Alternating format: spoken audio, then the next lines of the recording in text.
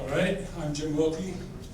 I kind of like paint, and a while back I got a little email from how's this? From Chris DeWitt at the Nevada State Railroad Museum. He said, "Do you want to do some work restoring the paint scheme of the Glenbrook?" Yeah. This is like this beautiful 1875 Baldwin bowl. Jim? Is this better? All right, how's this? All right, so a while back I got this email from Chris DeWitt at the Nevada State Railroad Museum asking if I'd be interested in reconstructing the paint scheme of the Glenbrook. And their interest was that it be defensible, that it be authentic to the engine, and that it be as thorough as possible. And I was more than happy to do so. There's not a lot of 1870s locomotives around, and even fewer that are coming back from the deadline and joining the ranks of the steaming. This is a really exceptional machine here. I really like Mr. Yerington. He says, "I wonder what the slow fellows in Michigan and Maine will think of logging with a locomotive." You really have to admire a man like this. The more I've gone into researching Glenbrook, the more I've gone to really admire just how good and how efficient a man like Henry Marvin Yerington was. He was extraordinary. He was able to make a narrow gauge railroad profitable. Oh, okay. He is perhaps someone that teams to really sort of grow on you. The work that we're doing on Glenbrook, owes everything to the work which was done in the 1970s and 80s at the Nevada State Railroad Museum and at the California State Railroad Museum. It is on this foundation that we're able to do everything we can do today. This is the Sonoma as restored. I believe this photograph was taken in 1978. So one of the great things about Sonoma is that this is a moment when 19th century steam regained its dignity. It was not only accurate, as well as could be done, but it was no longer dressed up to represent something it was not. It was finally what it was. And this is, regaining dignity is, I think, an essential part of what we do as historians, in looking at the history, is letting the history speak for itself. This is another locomotive which is profited as a result of that same effort. This is Eureka. Eureka has a nice factor of being able to run outside. And when you see Eureka run, you can really just see what a good machine she is. She is really beautiful. She's easy to fire. She's a really nice machine. All of her details, all of the ornaments just feel perfectly normal, perfectly right. She's also a passenger locomotive. And she's just nicely done up in what we call Style 1 striping, which is Baldwin's best style. What I found in the process of restoring the paint scheme for Glenbrook is that California, Nevada would have nothing but the best, and nearly all of the little Baldwins that came out were finished in this pleasing style, even freighters. This is never done in the East Coast, with the exception of one 10-wheeler in Ohio. This is something which is distinctly Western. Now here's the Glenbrook underway. This was taken a couple weeks ago. Since that time, the boiler courses have since continued to move towards the smoke box. And here is a little bit of what she's going to look like. So take a look at the Glenbrook. I figure the guys in Ely have seen this. You need to see it now. This is Glenbrook as we've now been able to research her. She's an overall an overall wine color. She's finished in Style 1 striping and ornamentation, and she has a freight engine finish. No extra brass, just the boiler courses and the bands. Everything else is functional and workable. This is how Mr. Yerington created a superb machine for running in an isolated little railroad where no one else is going to see it. So I think everything about the Glenbrook centers around the Carson and Tahoe Lumber and Fluming Company. It was founded in the early 1870s with Dwayne Bliss, Henry Yerington, and Mr. D.O. Mills as the hidden money. There's a track that Glenbrook would have taken. There was a series of mills over here. This is Lake Tahoe. If you've ever walked the Carson Tahoe right of way, it's really spectacular. It's just really pretty nice. And it comes up with a great view of Tahoe. And the whole point of this railroad was to get finished lumber from the mills over Spooner Summit and then to a series of flumes that then took it down into Carson City. It was nothing more than a tramway, essentially, a little industrial line. It was built in 1875. I like this quote, Mr. Bliss feels jubilant over it. They're really happy. They made a nice little railroad. They didn't change too much, and they ran it rather well. Now, here's the whole reason for it. Look right here at this little big pile of cordwood right there. That's going to get gobbled up pretty fast. You know, the Carson and Tahoe served the Comstock. It was essentially an auxiliary of the V&T in many respects, and its entire point was to feed these mills and to feed this industry. And here you can see a pair of gentlemen sitting on a pair of mine timbers. These are big timbers that would hold up the mine stopes. Here's a flume right here. And this is a predecessor to the Carson and Tahoe. This is the Machiasport Railroad in Machiasport, Maine. This photograph was taken in 1880, but you'd think it was taken in 1846.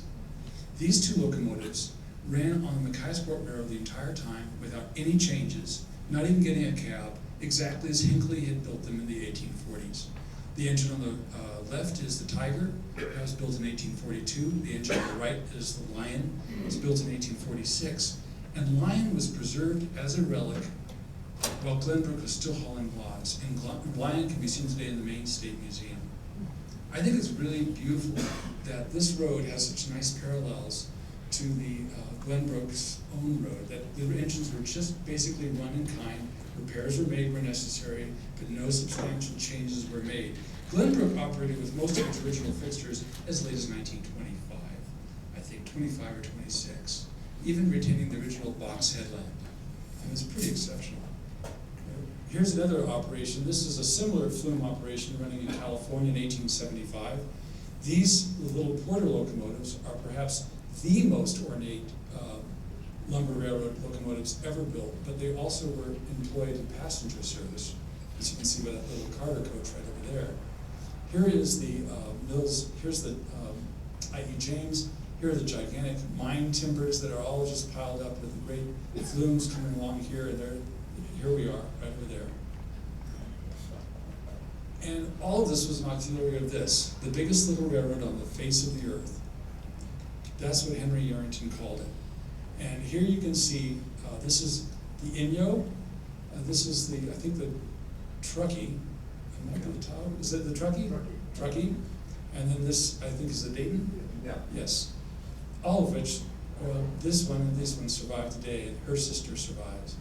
This is a really nice portrait of, these two engines were built at this part of the same order that was essentially part of Glenbrook and Tahoe. They're all ordered within a few days in November '74. They all came in early '75. They're all painted in this wonderful wine color, style 1.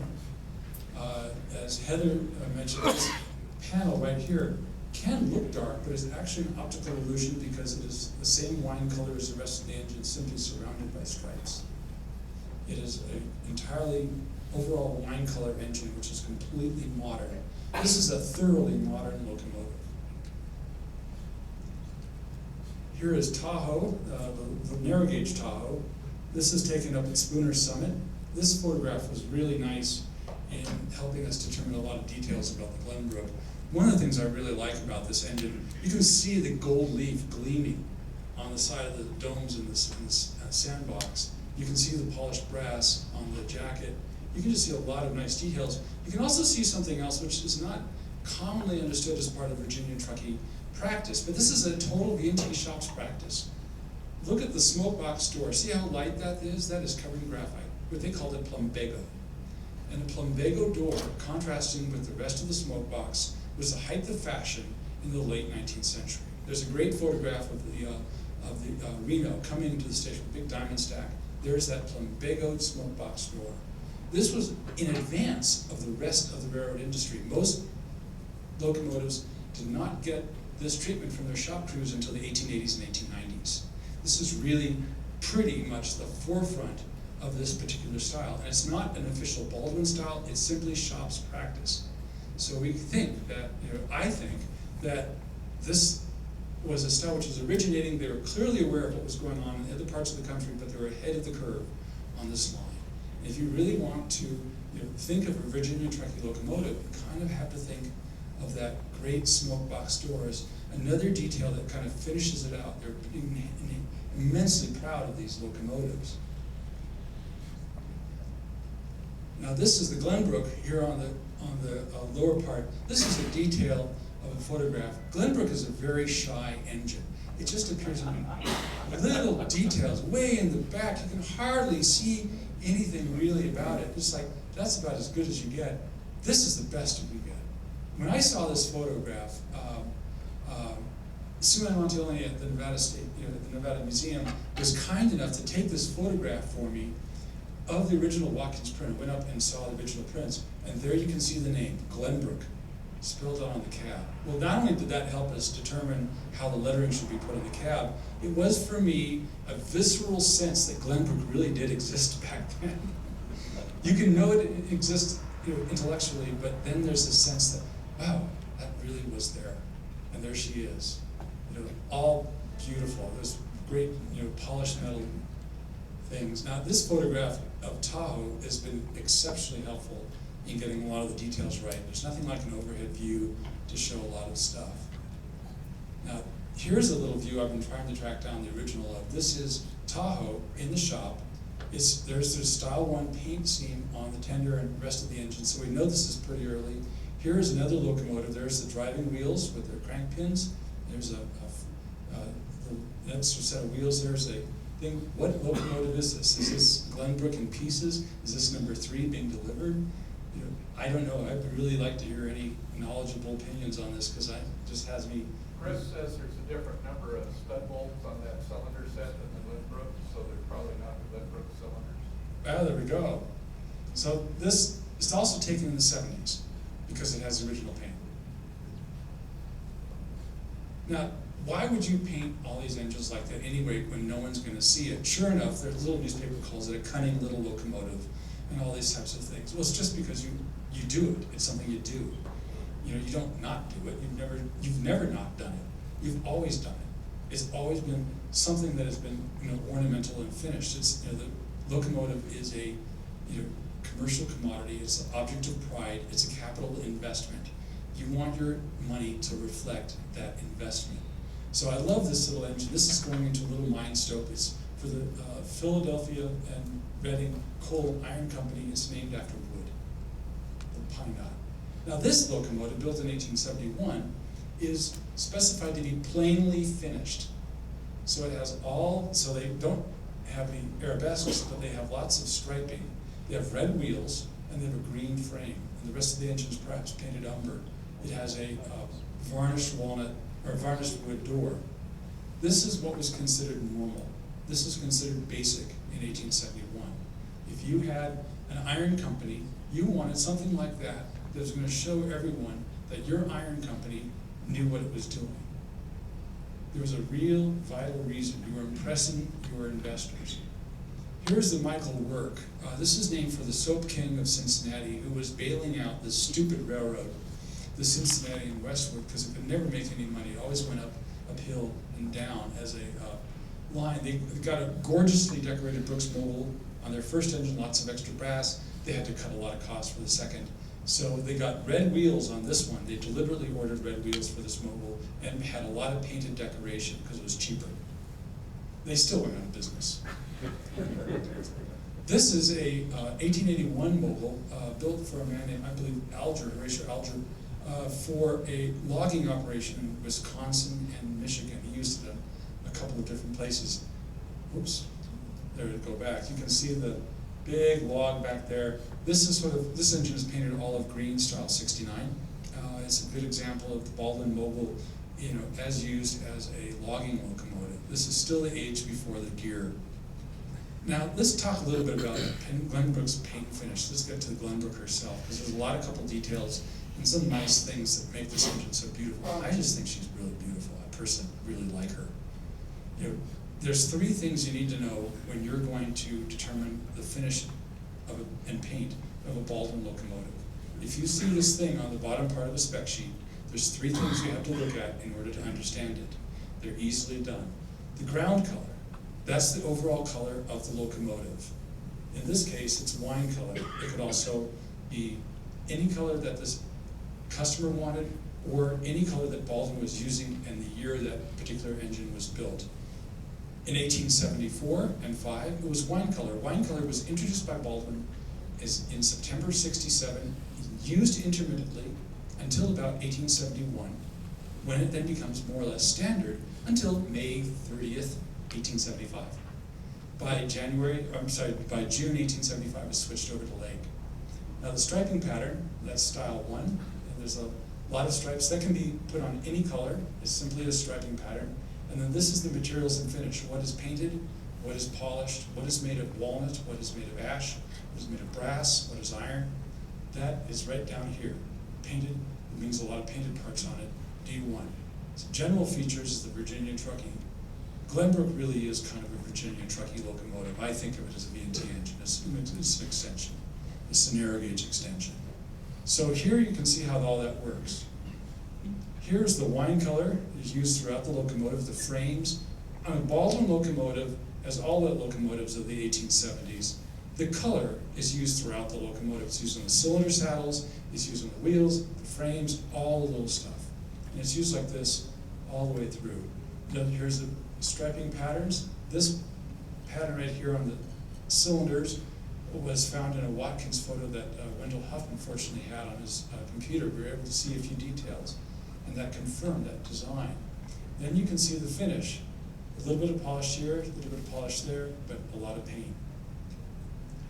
Now this is the Virginia. You'll see a little bit more of her tomorrow, but this is a good example of wine color on the Virginia trucking. The Virginia trucking always had its engines in wine color up until the last two moguls, Santiago and Merrimack, which were painted Lake. It was probably a color that Baldwin was choosing because they wanted a nice finish for their engines. This is a 1875 watercolor of a Rogers 440. The engine's 9 years old. This shows that it was repainted by its owners in primarily wine with a little bit of black trim. And here's some wine color that we found on the Glenbrook on the rear slab. It has a vermilion and cream stripe. This right here is modern paint, which was matched in the 90s, and it seems to be all right. Here's a little piece of the Holy Cross. That's it, the Holy Grail. It's just a beautiful piece of color. Here's a piece of the wine color found on the Virginia trucking Tahoe. This is at Strasburg, Pennsylvania. This is the hub of the wheel. Here's the spokes coming out, and here's part of the rods. This is the red center, which is also known as a sunburst. Here's the gold stripe, which borders it, and then you can see the wine color on that. That confirmed to us one of the mysteries about Glenbrook that was very persistent in the 1970s and 80s. Did it have red wheels? Some red had been found.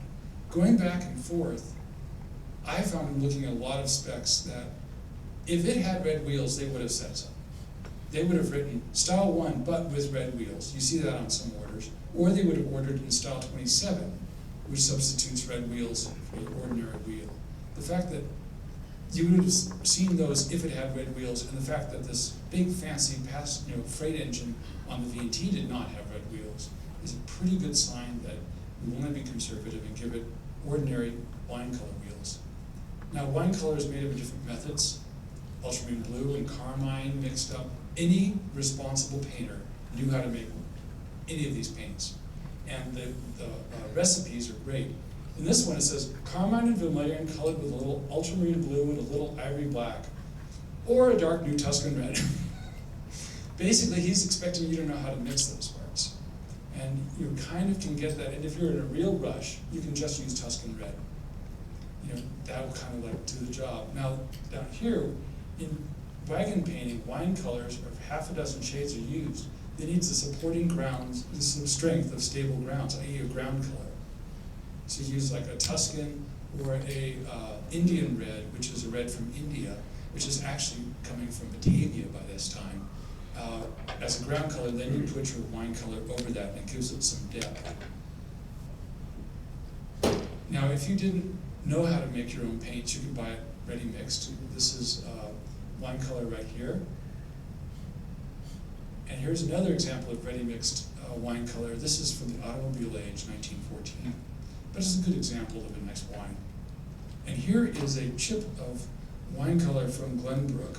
This is a piece which was cut out of the slab, which is the rear cab support bracket, as a permanent record of the engine's color.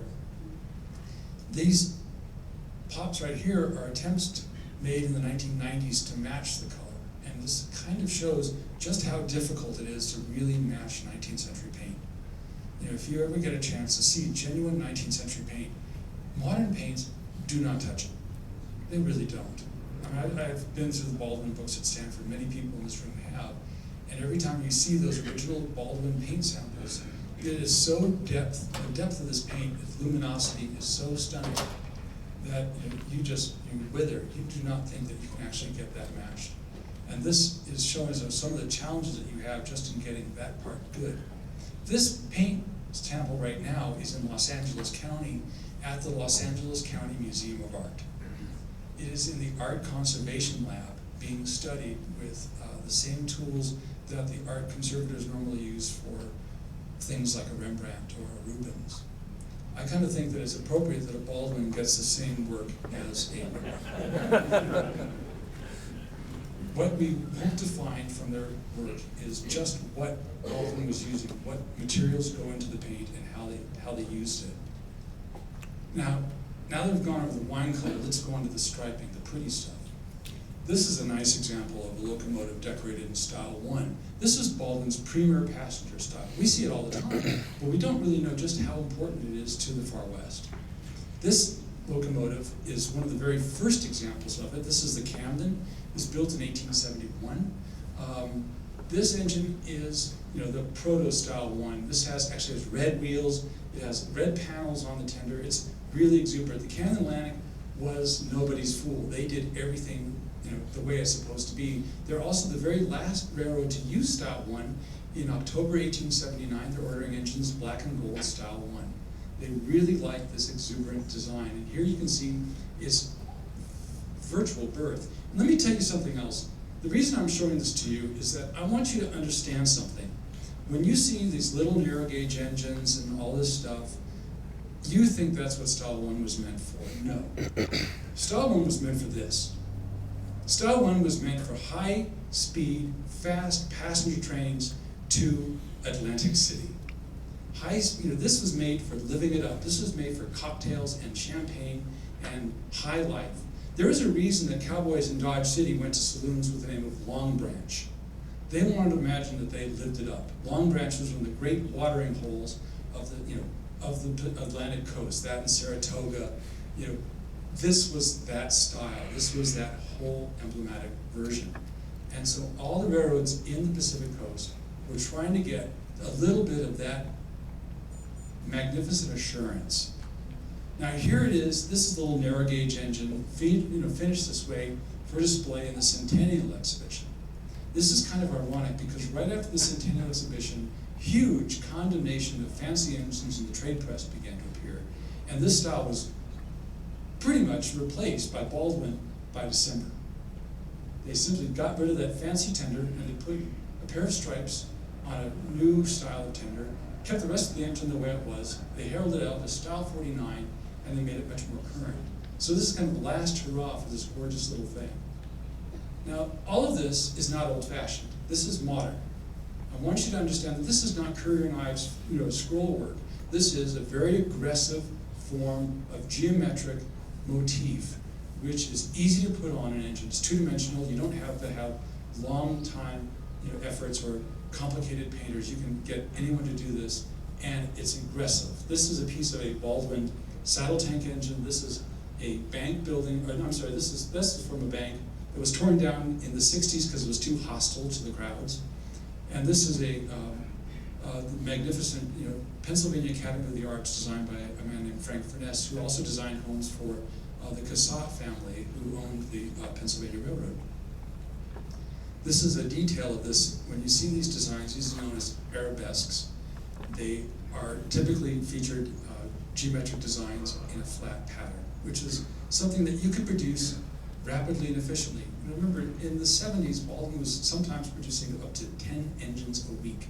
You didn't have time to do a lot of paint work on it. You needed to get it out fast and efficiently. Now here are parts of the Style 1 which is found on the J.W. Bowker in 1937. This is taken at the key system, and you can see the Style 1, and we'll see this one again. Here's part of a panel on the back. We're going to talk about that in a little bit, but there's striping on the back as well. This is what goes into it. It's a mix and match system, so you can make just about any pattern you want very efficiently. The old style was to have a separate book in the painter shop. It was a mystery known by the painter alone. This time, anyone could go in there, see this book, and say, okay, we need one of these, and do the key. Style 1 is sandbox 1, wheel number 1, cylinder number 1, and tank number 1. Well, that's not tank number 1. That's a nice example, though. Here's tank number 1. All the things you need to know. These are the salient parts of Style 1. And here's a familiar locomotive dressed in Style 1 as she looked when she was brand new. Here is another little locomotive. It's not unusual for switching engines to be finished in the best finish. And switchers are typically the most visible locomotives. They're the pets of the yard. They're typically done up nicely. This engine has a lot of nice features. It has varnished wood toolboxes, which is pretty nice. A lot of sweet detail, but this would have been used on all of the locomotives. She also has wine-colored wheels with red centers. Now here is Inyo compared to Glenbrook, and you can see the nice family style which is going on there.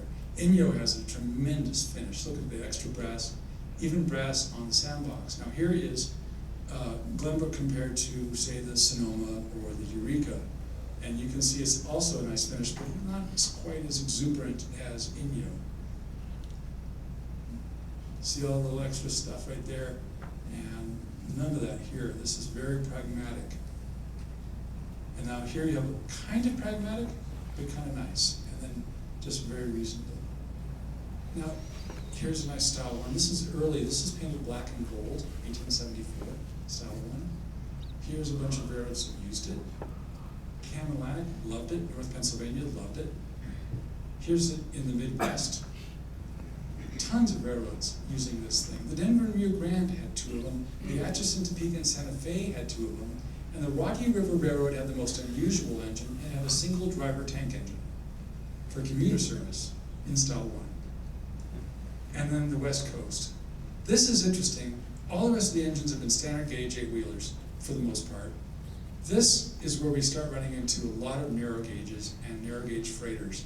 And this is what is so significant. It's part of making the catalog assurance that you're a little railroad in this boomer part of the country which never really had railroads in your neck of the woods before, like Santa Cruz or just about anywhere else. And you want to do the very best. And so this is what's coming out. Now here we have all the railroads on the West Coast that use Style 1. And there's this wonderful design on the tender, a good example of it. This engine still survives at the Smithsonian. And here is Glenbrook's tender. You can see all that motif around her, all the nice work. I want to go back to one thing. These engines never had any official lettering on them. There was never anything like that. They're simply workhorses. So they're named, but had no other lettering. Now here's part of the detail that I think has been a lot of fun. We could see this design on the top of the dome. That was pretty predictable. Kind of knew that that would be there. Here you can see the stripes on the base of the dome. That helped us confirm how those stripes would look and what they would be, gold with red inside. But what was going on the side of the dome, on this painted wrapper, you can see very faint traces of a design. It's only, I think, one of the advantages we have in continuing with Glenbrook today is that we have the computer technology to present us a glowing screen that you didn't have, in looking at an 8x10. And we've been able to sort of figure out what those designs are and link them up to photographs of similar designs to determine what that might have been. So here you can see that work again. This was close, but no cigar. But I like this because, look at this thing. The lid is on wrong. The lid is slightly askew. You put it up there a little like that. And then this little motif down here, that's like that. They put this on as sort of a pounce pattern. And then they did a lot of handwork, and they're doing this really quickly because they had to get the engine out in 3 days, and there was no time to redo it. And the people who bought this engine kind of said, like that, and they figured they got their money's worth, and this thing went out and ran its life. This was, this was just part of the way the world was. Now, here is a Watkins photograph showing trucking number 19, and there you can see that motif again. And I was looking for me, I was like, so they were using this motif on the Mogul locomotives delivered at the very same time as, as Glenbrook and her sister Tahoe. And here's a photograph of the V&T Tahoe taken in the 1880s showing a Virginia and Truckee shop repaint of that motif. And I thought, I hadn't seen it before, and that turned out to be where we saw it. And this is what the design will look like on Glenbrook when it's finally put on. You have this motif right here. And I think that's kind of nice. This green infill on the diamonds is based upon green paint found on that location on Genoa. So it's kind of nice to have a feature from Genoa. Here, the same thing with the green shading on the name, and this striping pattern is found in photographs of Tahoe and Glenbrook. And here's another question, what was going on in the back of the tender? Well, it's not really easy to tell in the Watkins photos. But this is the photograph of Nevada County narrow gauge number 2, an 1875 Baldwin narrow gauge Mogul from the same point in time, and you can see this little panel right here. And so we put one on Glenbrook, and it kind of fills in that space. And we've also seen the same panel now on the J.W. Bowker, so we know it was probably on all the locomotives. And here's the last detail. This is a headlight, and you can see a little bit of scroll work right on the side. Here's an example of a headlight very, very similar to that design. And here's yet another one. This seems to be on virtual standard design, and yet there's another one on a Denver and Rio Grande consolidation in Moscow that was built in 1873. It was not delivered to the DNRG, but it certainly had that headlamp on it. And so this is the provisional headlamp which we have designed for Glenbrook. However, we're going to take a little more look at what is on the physical lamp itself, do some more physical research, and confirm it or change it to whatever is actually found, according to what the headlight tells us. This is a primary artifact, so we're able to actually put that to work. And finally, the finish. This is just really simple. This is like what's painted, what's polished. Glenbrook did not have a lot of brass. And you can see that it's mostly, the brass bands on the boiler jacket you don't consider to be brass trimming. That's just sort of like going out in shorts. You would not really think about going out without it. No one would think about putting a locomotive on rails in public without brass bands. That was unthinkable. It was considered rude. It was impolite to the crowds.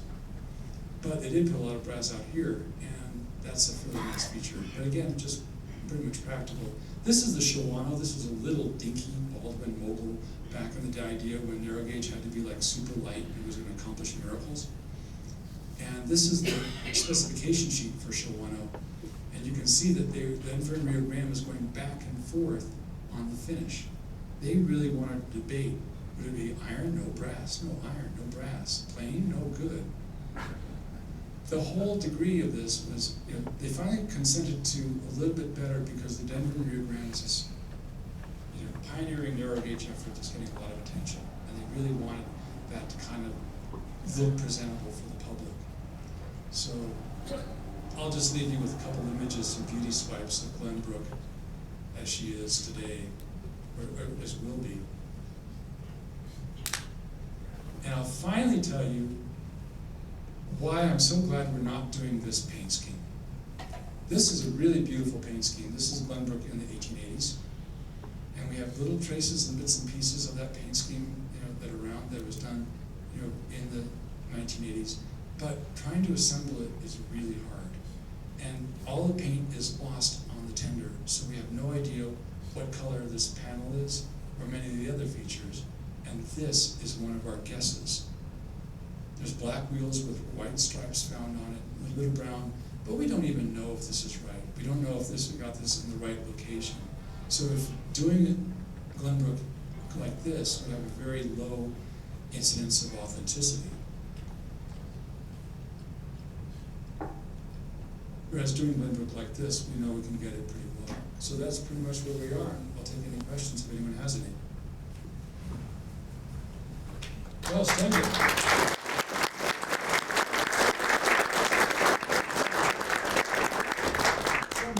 Lots of times the locomotives were delivered without headlights. I don't remember from the B&T orders whether they ordered all the headlights from Baldwin or whether they supplied some of their own.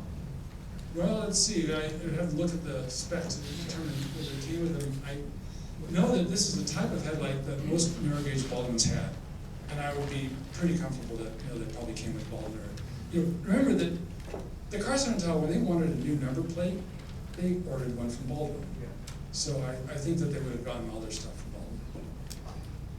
Any other questions? Yeah. Yeah, Jimmy, what year did you say the wine color was introduced by Baldwin? The what? The wine color was introduced by Baldwin? Sure, it was used intermittently from 1867 to 1871, and as factory standard from 1871 to 1875, mid-1875.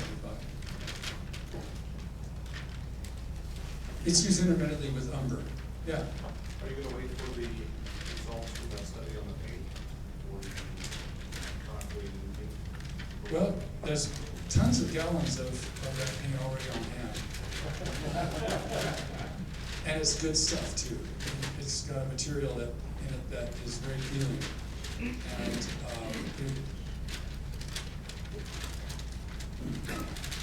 if it says, I think that actually looks fairly close. So if you look at the picture of the slab with a little bit of wine color showing through, you can see the wine color on the edge of it. That's the new paint. So that's fairly close. It's kind of tricky stuff because sometimes it looks a little brown in photographs, and then sometimes it kicks over to wine. I have a feeling that it's just a little bit on the brown side as opposed to the Baldwin color, but not enough to for the thousands of dollars it takes to get a bunch more paint. Yeah. You were saying it's fairly close to Tuscan red. That was what 19th century wagon painters thought, that if you ran out of wine color, you needed some wine color fast, you'd get Tuscan red. It's like the poor man's wine color. Real wine is really good for blues and reds and things. A little bit more red in the wine color. Possibly. Tuscan. Well, it depends. I mean, if you use blue and ultramarine blue, you have a very cool red. And then the other guy, he added vermilion, which is a really warm, red that kicks it up, and then a little bit of black, which knocks it down. It must have been a beautiful color. Yeah. I'm just curious, you gentlemen just brought up a question, and I'm wondering too, wine color or Tuscan red, did that kind of line itself up with mahogany? Mahogany is a wood color? Or Yeah. Well, mahogany is a varnished wood. I think that depends on every individual's eye, because mahogany is not such a, it's Well, I knew great wood. I knew a lot of passenger cars used to have mahogany doors, window sashes, and Pullman green, and then they kind of went to Tuscan to repaint them. Mm. And I just, all of a sudden, it just clicked the relationship with what you were talking there. Mahogany was really fashionable at one point. I think it was like briefly fashionable in like 1910. It was like, Oh, it's warm water. oh yeah. Yeah. Is Chris gonna go to the base coat with the lake over, the wine over it to get that depth issue? Or are you just gonna go primer and Well, let's ask him. Chris, what are you gonna do? I'm going to do exactly what you tell me to do. That's target. We're gonna have a good time with this. I could have predicted that answer. Checking some of the Baldwin spec sheets, it looks like most of the B&T engines are being spec'd from Baldwin with Wilkey headlights. Yeah, well, not this one. Yeah. So you were saying that the smoke box door was graphite. What about the rest of the smoke box? Well, the rest of the smoke box is a kind of a graphite mixed with blacking. Most locomotive engineers had their own mixes of blacking. They actually, the 1891 car painters convention met and discussed the subject. Everyone had their own recipe, but the most common was like lamp black and linseed oil. But sometimes they would add a little bit of plumbago into the mix or something. V&T smoke boxes tend to look a little more on the light side. You know, and I would suspect that there's a bit of plumbago, you know, worked in. Now, some other railroads really like their smoke boxes to be completely as black, jet black as possible. The old colony railroad used red lead for a while, which scared a lot of people because they thought the engines were going to bust up. The vast majority of engines that we bought were Baldwins, and I assume that the wine color applied to those 1870s locomotives, true? Yeah, you know, the All V&T, of them, virtually? no, most of them. V&T didn't really have an idea about color. V&T was really content to get them, you know, as they came from the factory. And you know, everything that I've seen about the Virginian truckie, you know, which is pretty typical of a lot of railroads, they don't have their own livery, they don't have their own, you know, factory style. They get them as they come from the builder, and then they repaint them into their own, you know, own preferences, you know, in the shops afterwards. So as long as Baldwin is using wine color, you know, they get them in wine color. But when Baldwin switches to lake color in mid-75, the next two mobiles that are delivered in 76 come in lake, and they use the same spec as the previous two mobiles. They just cross out in pencil wine and write in lake above it. Okay, and then the next question is, we have a painting, I've never seen it, but I've seen photographs of the painting in the museum of number 18. It's not a very good draftsman job, but I understand that's the original paint that was on 18. Question is was that a standard Central Pacific color for those engines? It was a standard Central Pacific scheme. It was like, you know, the Henry Yarrington said, you know, paint them as you think best for them. I'm sure they will be creditable to us all. And you know, he basically said, you know, paint them as you want, you know, as you think is right. And so they turned them out from the Central Pacific shop that ate in the Columbus, you know, in Central Pacific paint schemes. You know, they didn't, you know, and the V&T kept them, and you can see them. You know, the V&T eventually repainted them. What is interesting to me is that the 1880s repaints of, say, Dayton, you know, has a vernacular version of an 1869 Baldwin paint scheme. And I have a feeling that is going to be very helpful for our talk tomorrow. You know, you see a little bit of traces of early Baldwin style, you know, as these guys were redoing their engines. Yeah. Well, the new striping that's being applied, is that done by hand or through stencils, or what do they do? The new striping being put on the On your lumber? films or everything, is that, how they gonna do that the old-fashioned way, or? Yeah. Wow. It's done with a, you know, how will the new striping be put on the Glenbrook, particularly the ornamentation on the domes? It's done using a pounce pattern. You draw the design out on paper, you make holes along the lines, and you apply it to the surface to be, you know, decorated. And then you use like a little bag of rosin, and you just, you know, knock it up, and then you pull the pattern away, and you have like a faint traces of your design, which is what we had on that dome that was kind of askew. So the scrolls were all nice and neat, but the stuff that was hand painted kind of got a little, because the guy was probably standing like that, getting it done. You know, we don't have that problem on Glenbrook. Glenbrook, you know, we don't see anything. Glenbrook looks like it's being done fairly nice and straight. You know, one of the things that we don't want on Glenbrook, you know, Chris has mentioned this before, and this is what makes me so happy to be working on this project, is that this is vinyl tape project. None of this, you know, tape masking where you get this edge. It's going to be, you know, painted directly by hand. Now, these guys are really good at it, and sometimes they have a little secret. The Abbott Downing Company in Concord, New Hampshire, had a striper who worked on their wagons, and he basically downed like a quart of rubbing alcohol every morning. He would sit down for about half an hour, and then he would go to work. He died young. But they were great carriages. This scroll is gold leaf, is it not? Yes, it's gold leaf. Yeah. Well, if there's any more, yeah. You're talking about the frame being green, what color green? Not on Glenbrook. Glenbrook's frame is painted wine color. It was painted green. Yes. Baldwin frames were green up until about 1871. And then they were wine color, or the engine color after that. You know, Baldwin is basically streamlining its production to accommodate increased, you know, orders. It's really becoming, you know, somebody realizes it's becoming like the largest locomotive builder in the world. You know, it reorganizes its hierarchy in, you know, its hierarchy in 1873, and it begins to put everything into a new pattern. So like all the old traditional things are set aside. They start the law books, the junior laws, the card systems, and the same systems which govern the construction of crossheads or heavy machinery parts also govern the painting. So that sort of mix and match system that you saw of the style members of all the domes and cylinder patterns, that's basically the ability to create custom engines from standard parts. And that's what makes Baldwin's work so phenomenally simple. You substitute one thing and you have a completely new thing.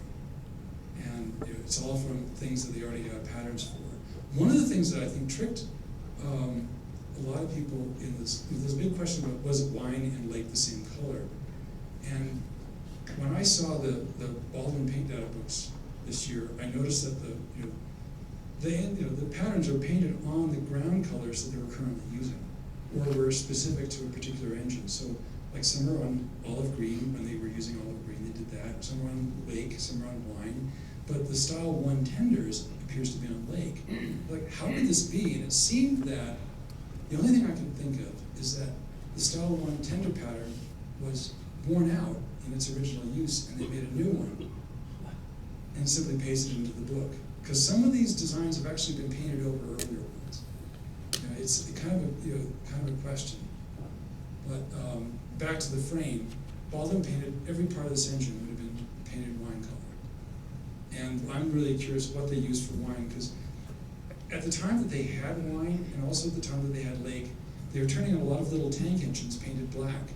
And the black tank locomotives were deliberately a cheap alternative to the wine color that was used on better engines. And you can tell this in the specs because they stopped painting tank engines black when they introduced inexpensive olive green in 77 or 78. And it's strictly a cheap color for tank engines that you don't want to do too much. Well, I guess I'll leave this and sit down for a while. Thank you.